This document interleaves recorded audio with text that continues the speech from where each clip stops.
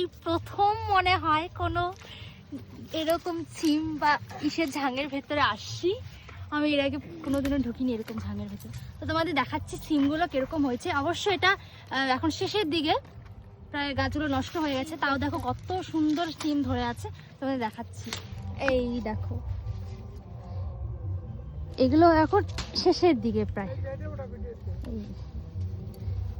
আরো বড় বড় ছিল যখন ওরা বাড়ি নিয়ে যেত, আমি দেখতাম এত বড় বড় সিম হয়।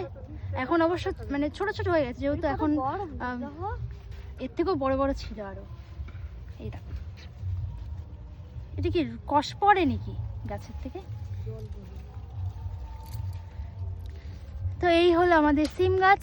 এটা এখন উঠাই দিয়ে শসা লাগাবে। দেরি আছে অবশ্য, এই কয়েকটা সিম আছে, এই কয়েকটা বিক্রি হয়ে গেলেই এইগুলো গাছ উঠিয়ে দিয়ে তারপর আবার শসা লাগানো হবে। চলো আমিও কয়েকটা সিম তুলে দিই। আঙুরের মতন।